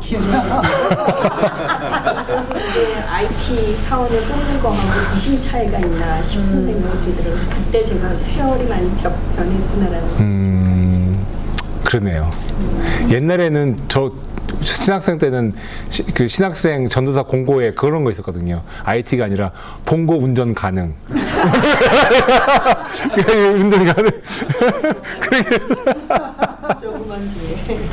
근데 저희 교회에서도 10여 년 전부터 목회자가는 원래 IT 전문가를 하야하려고 그랬다가 나중에는 버제 문제로 목사님께서 IT에 능숙하신 분을 부목사님으로 이렇게 하는 거를 오래전부터 했어요. 그래서 요즘에 부목사님들이 다 IT 좀 많이 하시잖아요. 그래서 그거를 좀 바꿔보려고 노력하고 있어요, 제가. 요즘요. 그게 뭐냐면은 이거죠. 그게 나쁘다, 잘못됐다라는 게 아니라 제 목사님들하고 같이 얘기하면서 올해는 그걸 한번 해보자. 목사니까 할 수 있는 일. 목사가 아니면 못하는 일. 그러니까 목사로서 우리가 부름을 받아서 목회자로서 사역을 하는데 목회자만이 할 수 있는 일을 쭉 써보고 목회자가 아니어도 할 수 있는 일을 쭉 써봐서 우리가 어디에 더 에너지를 많이 쓰고 있는지 만약에 목회자가 아니어도 할 수 있는 일에 에너지를 많이 쓰고 있다면 이건 뭔가 잘못된 거다. 우리가 목회자로 부름받았으면 목회자만이 할 수 있는 일, 뭐 설교를 한다든지 성경 공부를 준비한다든지 뭐 교인들을 신방에서 영적인 인커리지 시켜준다든지 뭐 이런 목회자가 할 수 있는 일 여기에 에너지를 많이 쓰는 것보다 목회자가 아니어도 할 수 있는 일에 에너지를 많이 쓰고 있다면 이거는 교회가 건강치 않다. 그거 한번 보자. 이런 얘기 한 적이 있었어요. 예. 그렇게 되면 우리가 전에 생각했던 것이 IT 스페셜리스트가 조금은 교회는 IT를 해야 됩니다. IT 스페셜리스트가 필요할 때 이제 그게 페이드로 우리가 잡는 게 좋을지 아니면 교우분들 중에 발런티어로 내가 이 사역에 하겠습니다라고 발런티어로 사역을 발런티어가 컴퓨터에서 일하는 게 시간을 너무 많이 소요하기 때문에 발런티어가 책임감 있게 그냥 꾸준히 하기는 쉽지가 않아요. 맞아요. 그래서 페이드로 많이 하는 경우도 많이 있죠. 그것도 파타임으로 예. 그것도 part of the 선교적 교회 이기를 바랍니다. 예. 예. 그럼요. 예. 그렇죠. 필요해요. 조금 근데 여러분 이런 건 어떤 것 같아요? 그러니까 두 가지 관점인데요. 선교적 교회에서도 볼 수 있는 관점 중에 하나가 두 가지 관점인데 뭔가 요즘 트렌드에 맞게 세련되고 쌈박한 어떤 그런 IT의 모습과 어떤 그런 접근 방법. 예를 들어서 어제 변 목사님하고 그런 얘기를 나누게 된 게 우연히 이제 한국인 어느 교회 이제 홈페이지를 웹사이트를 셀폰으로 딱 들어갔는데 변 목사 우와 진짜 깔끔하고 심플하고 깔끔하고 좋은데요. 근데 있을 건 다 있어요. 정말 잘 만들었죠. 거기에 비해서 우리 교회 홈페이지는 약간 out of date 스타일 같은 그런 거잖아요. 그러면 우리도 여기처럼 여기는 IT 전문가가 있어요. 큰 교회 IT 전문가가 있고 뭐 디자인 전문가도 있어요. 그러니까 IT 전문가, 디자인 전문가 다 있어요. 그래서 교회 로고도 자체적으로 만들어요. 디자인이 있고 뭐 그래요. 아무튼 그럼 우리도 여기처럼 이렇게 하는 게 좋을지 아니면 옛날 방식이 좋을지 이거에 대한 구분이 좀 필요한 것 같아요. 뭐냐면은 제가 이 말씀을 드리는 이유는 할 수 있는데 안 하는 것과 하고 싶은데 못 하는 것은 다른 거거든요. 교회가 그래요.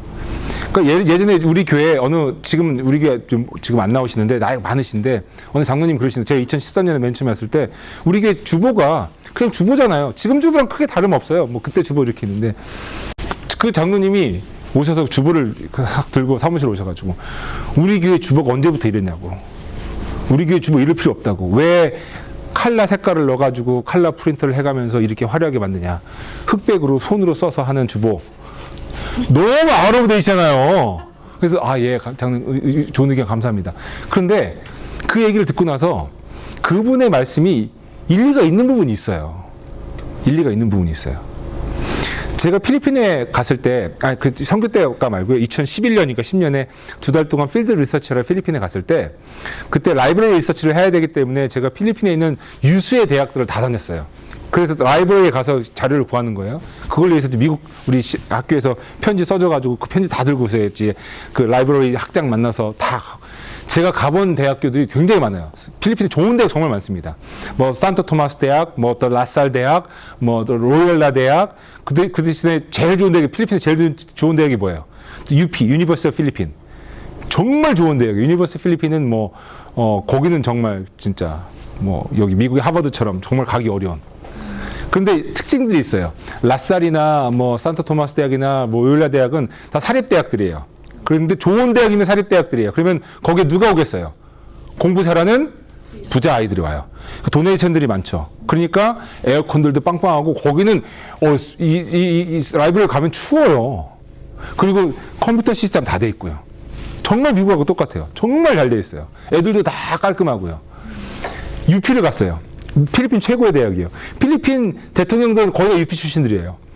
필리핀 최고 대학이에요. 근데 UP의 특징은 뭐냐면 공부는 그러니까 부자인 아이들이 UP 갈 정도로 공부 잘하는 아이들 많이 없는 것 같아요. 근데 정말 공부 잘하는데 그렇게 부자가 아닌 아이들이 많이 와요. 근데 정말 공부 잘해요. UP는요. 학교도 무지하게 크고요. 그리고 UP 출신의 대학생들도 무지 많고요. 그리고 UP에 도네이션이 엄청나게 오죠. 왜냐하면 필리핀 최고의 대학이니까요. 도서관을 갔어요. 깜짝 놀랐어요. 그 큰 도서관에 정말 어마어마한 도서관에 에어컨 하나가 없는 거예요. 선풍기가 돌아가고 있어요. 너무 불편한 거예요. 책을 찾으려면 컴퓨터를 찾아야 될 거 아니에요. 아니에요. 여러분 그거 아시죠? 조그만 서랍, 인덱스. 그것도 있어요. 컴퓨터도 있긴 하지만 컴퓨터가 없는 게 아니라 컴퓨터는 있긴 하지만 이것도 있어요. 제가 UP에 가서 처음에 컴플레인을 이렇게 더운데 이놈의 학교는 왜 이래? 이거 언제 찾아? 하면서 이제 컴퓨터에 앉아가지고 이제 서치를 하면서 하는데 왜 2시간 동안 앉아 서치를 리스트를 뽑으면서 책을 이제 다 해야 되는데 리스트를 뽑을 때 제가 무의식 중이긴 하지만 학생들이 막 계속 지나가고 교수님도 지나가고 막 이럴 거 아니에요. 워낙 큰 대학이니까요. UP 안에서는 막 차들이 막 다녀요. 워낙 큰 대학이라서 계속 한 2시간쯤 지났을 때 바이브라고 하나요? 그 분위기? UP의 분위기가 확 따가오는데 저 감동을 받은 거예요. UP가 돈이 없어서 에어컨을 설치하지 않은 게 아니에요. UP가 돈이 없어서 아주 새로운 컴퓨터를 다 갖다 놓은 게 아니에요. UP가 에어컨을 설치하지 않은 이유.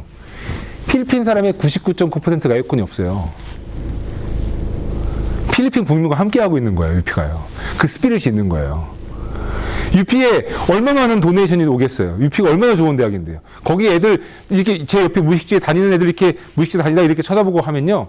정말 공부 잘한다고 하는 게 흘러 넘쳐요. 얼마나 스마트한 책을 이렇게 끼고 다니면서 연구하고 공부하고 교수님들 지나가면서 정말 진지하게 학생들하고 저쪽에서 토의하고 책 보고 이 분위기 속에서 에어컨 없는 그 선풍기 돌아가는 그 더위 속에서도 아무도 컴플레인하지 않아요. 저는 그거를 제가 보면서 우리 교회는 그러니까 어디까지 최신의 어떤 그런 트렌드를 쫓아갈 것인가, 어디까지 아닐 것인가에 대한 뭔가는 있어야 되죠. 무슨 말씀인지 아시죠? 예. 그러니까 약간 촌스러워 보여도, 약간 뭔가 좀 세련되지 않아 보여도 사실 그게 본질은 아니기 때문에, 그렇죠? 이제 그런 거는 좀 지혜가 필요한 것 같아요. 그렇다고 제가 뭐 다 없앱시다 이런 건 아닙니다. 뭐 촌스럽게 스테이 합시다 이것도 아니지만, 다만 그거에 대한 분별과 지혜는 필요하다. 저는 그래서 2달 동안 필리핀에서 그 라이브러리 리서치하면서 정말 좋은 대학도 많이 가보고 정말 도움도 많이 받았어요. 도움도 많이 받았지만 에어컨 내에서 책 보면서 필리핀 국민은 이런 환경에서 못 살고 있는데 나만 여기서 이렇게 가고 있다는 게, UP는 UP 스피릿이 있는 거죠. 그러니까 UP가 좋은 학교예요. 좋은 학교예요. 제가 감동받았죠. 그래서 그 학교에 땀 흘리면서. 그렇지, 이래야지. 교회도 그래야 되지 않을까요? 선교적 교회. 근데 교회 그런 IT 문제가 뭐 팬시하고 그런 건 아니더라도 교회 웹사이트가 무슨 인포메이션을 주기 위한 거잖아요. 새로운 사람이 여기서 알고 싶은 거 이런 거 할 때 그 쉽게 접근하고 쉽게 찾을 수 있는, 이게 꼭 뭐 팬시하고 뭐 고급스러운 걸 떠나서 펑셔널리티는 있고 계속 업데이트가 되고 그래야지 되는데, 그거를 메인테인 하기가 그것만 하는 사람이 있지 않고서는 불가능한 거죠. 힘들죠. 예.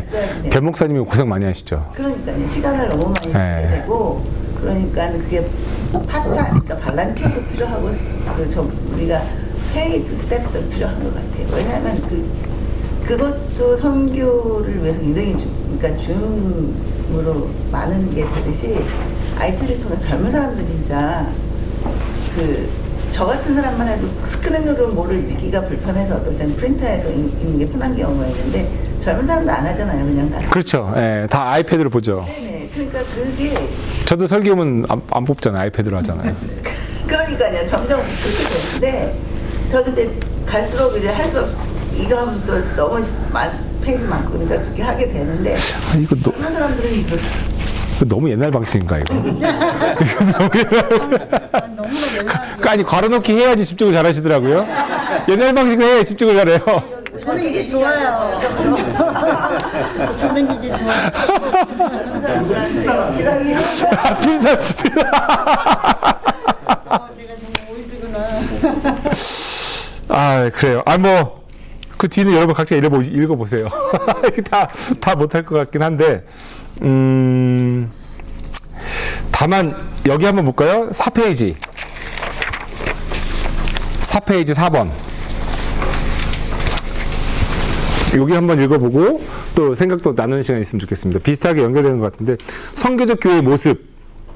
그렇다면 선교적 교회의 모습은 어떠한가? 선교적 교회는 철저하게 어디에 기반을 둔다고요? 성경에 기반을 둔 교회이다. 하나님은, 우리 첫 시간에 배웠습니다. 하나님은 파송하시는 하나님, 또 보내신 하나님이시다. 우리는 세상으로 보냄을 받은 사람들이다. 그리고 세상에서 우리는 복음을 선포하고 복음을 실천하고 복음을 증명해야 영혼 구원이라고 하는 개인적 회심을, 그리고 사회적 정의와 평화라고 하는 사회적 회심을 결실을 보고 있다. 제가 아까 말씀드린 거죠. 따라서 선교적 교회는 교회 내부의 일들, 어드미니스트레이션에 많은 에너지를 쓰지 않는다. 도리어 밖을 향한 시선으로 복음으로 살기 위한 하나님의 백성들을 세상으로 파송한다. 따라서 선교적 교회의 신자들은 세상에서 부름을 받았다는 구별된 자기 정체성과 더불어 하나님의 선교를 위해 세상에 보냄을 받았다고 하는 선교적 사명을 동시에 갖는다. 이러한 선교적 교회, 선교적 성도가 되기 위해서는 선교적 영성이 강조되는 교회의 모습이 되어야 한다. 선교적 영성이라고 하는 것은 내부에서 외부로 흐르는 영성이라고 할 수 있다. 즉, 나로 집중되어 내 영혼에게만 중심을 맞추는 영성이 아니라 밖으로 흘러가는 은혜, 밖으로 실천되는 사랑이 선교적 영성이라고 할 수 있는 것이다. 따라서 선교적 성도는 자기 자신보다는 다른 사람을 위해 복음을 실천하는 성도이다. 선교적 교회는 내부의 일, 어드미니스트레이션, 시스템, 인스티튜션에 많은 에너지를 쓰지 않고 외부의 일, 이웃을 돌보고 소외된 사람들을 돌보는 일에 많은 관심을 갖는다. 저는 우리 교회가 좀 더 이런 게 많아졌으면 좋겠어요. 지금 물론 우리 헌금을 통해서 뭐 기아대책본부도 돕고 그 다음에 그 라이징 어게인스트 홉도 이제 라이징 어게인스트 선거도 이제 우리가 돕긴 하겠지만 그 물질적인 것만이 아니라 뭔가 이웃을 향해 살 수 있는 거. 그래서 지금 이인표 집사님이 굿 사마리탄 미니스트리 작년부터 또 시작했는데 또 굿스푼 사역도 있고 뭔가 좀 밖으로 흘러넘치는 영성이 좀 많아야 된다. 선교적 영성이라고 하는 것은 이거죠. 선교적 교회는 보이는 교회 건물 유지에 많은 에너지를 쓰지 않는다. 도리어 믿는 사람들의 모임, 교회를 위해 에너지를 쓴다. 선교적 교회는 모이는 교회와 흩어지는 교회의 균형을 잘 가지고 있다. 모이는 교회에만 집중할 경우 교회의 배타성이 짙어진다. 반면 흩어지는 교회에만 집중할 경우 교회의 핵심, 찬양과 기도와 말씀의 공동체성이라고 하는 것이 약해진다. 따라서 선교적 교회는 모이는 교회와 흩어지는 교회의 균형이 중요시된다. 이거는 뭐 제가 기회 있을 때마다 교회에서 말씀드렸던 내용인데 교회는 두 가지가 있는 거예요. 이게 이제 영어로 gathering church라고 하고요. 두 번째가 scattering church라고 하죠. 모이는 교회와 흩어지는 교회. 모이는 교회 예를 들어서 뭐죠? 우리 내일 주일날 뭐예요? 우리 예배드리죠. 예배드리기 위해서 뭐 합니까? 모여요. 모이기에 힘쓰라. 뭐 성경에도 써 있죠? 모이는 교회입니다. 그런데 교회가 모이는 것으로 끝나면 안 돼요. 그거는 아까도 말씀드렸지만 모이는 교회에만 집중하게 되면 교회가 배타적이 돼요. 외부에 별로 신경을 안 써요. 흩어지는 교회 뭐죠, 여러분? 예배 끝난 다음에 여러분 어디 가십니까? 장원반점 가시고 뭐 스시원 가시고 뭐 그렇죠? 예, 중화원도 가시고 뭐 마루도 가시고 뭐 다치바나도 가시고 뭐 그러지 흩어지잖아요. 흩어진 다음에 각자의 삶의 자리로 돌아가는 거잖아요. 그러면 이 스케러잉 처치가 사실은 한국 교회에서 많이 약한 개념 중에 하나였어요. 왜냐면 모여서 신앙생활 잘하면 된다라고 생각하는 분들이 간혹가다 많이 계셨죠. 그런데 더 중요한 건 뭡니까? 모이는 것만큼 흩어져서 그곳에서 내가 교회로서의 삶을 살아가고 있는 것이 중요하잖아요. 그러니까 흩어지는 교회라고 하는 것은 내가 모이는 교회는 아까도 말씀드렸지만 교회 개념 첫 번째 우리 모임이 교회입니다. 이거 모이는 교회의 특징이에요. 두 번째 뭡니까? 우리 각자가 교회라고 말씀드렸잖아요. 그건 뭐예요? 흩어지는 교회의 특징이에요. 우리 각자는 우리 삶 속에서 흩어지는 교회 역할을 감당해야 되죠. 이 두 가지의 균형이 선교적 교회에서 되게 중요하다고 하는 겁니다. 모이는 교회와 흩어지는 교회. 그러니까 우리는 모이는 교회이기도 하고 또 우리는 흩어지는 교회이기도 하는 거죠. 흩어져야 돼요. 또 모이고요. 이게 모였다. 흩어졌다. 모였다. 흩어졌다. 이게 여러분 뭐 같아요? 심장의 박동 같지 않습니까? 살아있는 거죠. 살아있는 거. 모여서 안 움직이면 죽죠. 웅덩이가 썩는 거죠. 흩어져서 안 모이면 뭐죠? 각자 죽는 거예요. 네, 각계전투 죽는 거죠.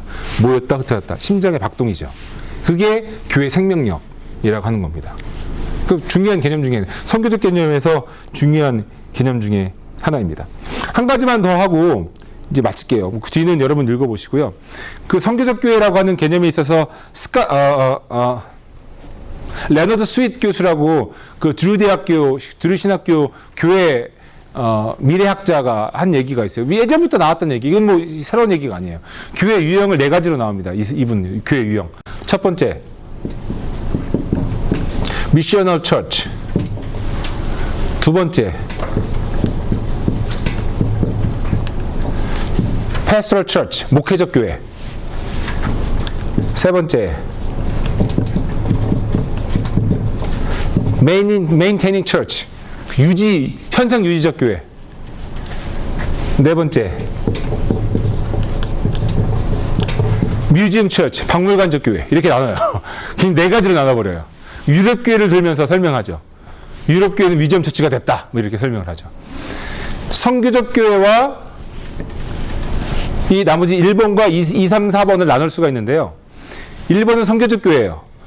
2, 3, 4는 이제 목회적 교회, 현상유지적 교회, 박물관적 교회 이렇게 나눠져요. 여기에서 1번과 2, 3, 4번을 나누는 이유가 뭐냐면 뷰포인트, 뭐 퍼스펙티브라고 할 수 있죠. 내가 보는 시각이 어디를 향하냐예요. 선교적 교회는 쉽게 말해서 밖을 향해요. 밖을 향하는 게 성교적 교회예요. 우리가 뭘 할 수 있을까? 우리가 어떤 일을 도울 수 있을까? 우리가 이 커뮤니티에 어떻게 복음을 전할 수 있을까? 성교적 교회는 계속 밖을 향해요. 근데 2, 3, 4는 이게 안을 향해요. 안.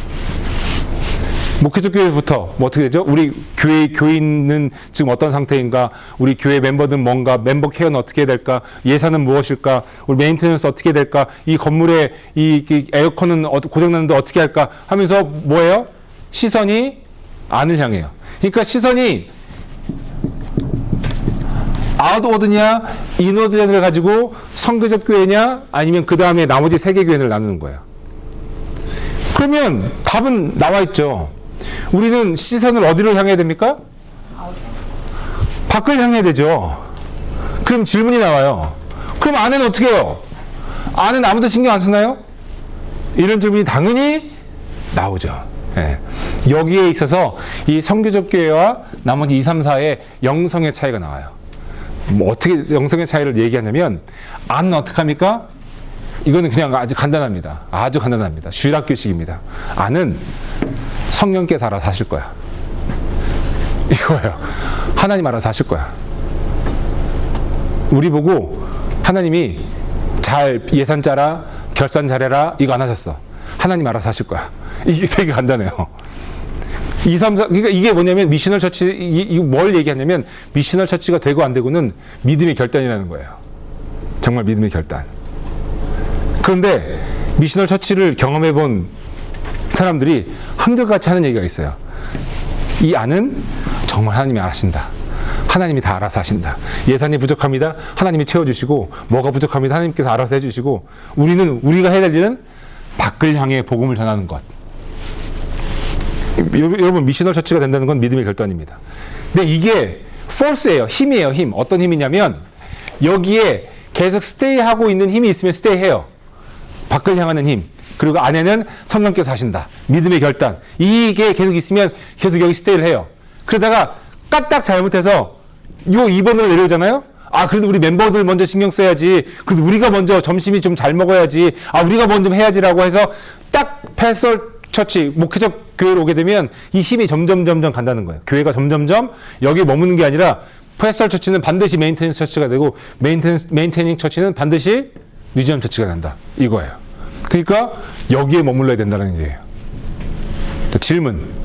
우리 교회는 어디에 있습니까, 지금? 제가 예전에 작년에 우리 교회 그 비전 커뮤니티에서도 이 얘기 같이 나왔었는데 우리 교회는 어디에 있을까? 그리고 작년에 우리 목사님들 처음 모여서 그 컨퍼런스룸에서 하루 종일 목회 그 계획 짤 때 이 얘기 같이 나눴었거든요. 우리 교회는 어디 있을까? 뭔가 요 중간쯤 어디? 뭐 어떤 분은 여기? 어떤 분은 그래도 여기 아니냐? 뭐 어떤 분은 선교하니까 여기 아니야? 뭐 선교하고 안 하고가 아니에요. 두링에 대한 말씀이 아니라 아이덴티티에 대한 말씀을 드리는 거죠. 우리 교회가 어디인지에 대해서는 정말 한번 돌아봐야 되죠. 우리는 미셔널 처치인가? 우리는 선교적 교회인가? 밖을 향해 나가고 있나? 아니면 안에 더 신경을 쓰나? 근데도 미셔널 처치가 되기 위해서는 안에서 그런 어드미니스트레이티브한 걸 말하는 게 아니라 교인 각자의 그 믿음의 성향과 영성이 뒷받침이 돼야지 미셔널 처치가 되는 거 아니에요? 글쎄요, 그런 거는 순서적으로 뭐가 돼야지 뭐가 된다라고 하는 건 잘 모르겠어요. 순서적으로. 이게 미셔널 처치가 되면 그렇게 영성이 올라오는지 아니면 영성이 돼야 이게 되는지 이게 순서적인 거는 사실은 모르겠어요.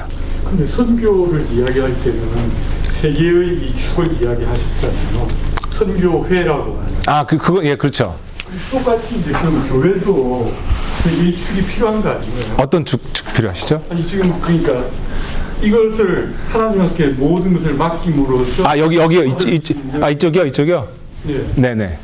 근데 최소한의 어떤 뭐 애드미니스트레이션 필요하죠. 그럼요. 예. 있어야 됩니다. 아, 그럼요. 그게 필요 없다는 게 아니라 여기에 더 많은 에너지를 쓰는 것이냐, 여기에 더 많은 에너지를 쓰는 것이냐, 중점이 어디 있느냐를 보는 거지. 이거 다 없애자 이건 아니죠. 당연히요. 그럼요. 헌금 오면 누가 헌금 계속 해야죠. 얼마 들었는지도 알아야 되고 당연히 계획을 세워야죠. 근데 그게 필요 없다는 게 아니라 충분히 에너지를 어디에 쓰는 것이냐. 그럼 여기에 너무 애들 있으면 여기에 어떻게 하냐라고 할 때 이거는 이 안에 것은 성령께서 알아서 하신다. 이 믿음으로 이제 결단이 필요하다는 거죠. 예. 근데 뭐 아무튼 제가 한 얘기는 아닙니다. 레너드 스윗 교수가 예전부터 교회 미래학자 예전부터 해왔던 얘기예요. 사실 이 얘기는요. 예. 도전되는 뭐 부분이 분명히 있습니다. 우리 모두에게 사실요. 예. 과연 우리는 선교적 교회인가?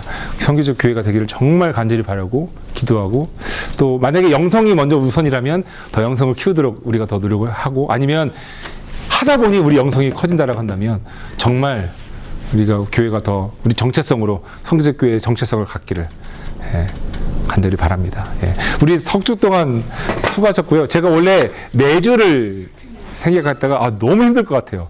다음 주 또 뭐 수양회 준비도 있고 뭐 그래서 석주만 이렇게 하기로 했는데 다음에 기회가 되면 가을에 또 한번 이번 가을에는 다른 이제 주제를 가지고 뭐 선교 다를 게 뭐 한두 개겠습니까? 많이 있죠. 그래서 다음에 또 기회가 있으면 선교학교 또 하게 되면 또 더 많은 분들 오셔서 했으면 좋겠습니다. 아무튼 3주 동안 너무 감사하고요. 예, 뭐 질문도 있으신가요? 예. 질문 있으시면 개인적으로 찾아오시고요. 우리 박성식 권사님 너무 3주 동안 수고해 주셨고요. 예, 우리 잠깐 기도하고 마치겠습니다. 하나님, 우리 교회가 주님의 복음의 말씀을 증거하는데 부름을 받았다라고 한다면 그 복음의 말씀을 증거하는 일에 우리가 최선을 다하고 있는지 다시 한번 돌아보는 시간을 가졌습니다. 하나님, 우리끼리만 좋은 교회가 아니라 정말 이 좋은 것을, 이 복음의 정말 귀한 것을 다른 사람들과 나눌 수 있는 하나님 그러한 DNA를 저희들에게 더 부어주시옵시고 그래서 우리 교회가 모이는 교회만큼 흩어지는 교회로서의 역할을 또한 감당할 수 있도록 하나님 그렇게 인도하여 주시옵소서. 감사합니다. 사수 석주 동안 함께 하신 분들 축복하여 주시옵시고 우리의 마음속에 선교의 씨앗이 뿌려져서 그 결실을 맺는 것까지 볼 수 있는 선교의 증인으로 설 수 있도록 주님 저희들과 함께하여 주시옵소서. 예수님 이름으로 기도드립니다. 아멘. 감사합니다. 감사합니다.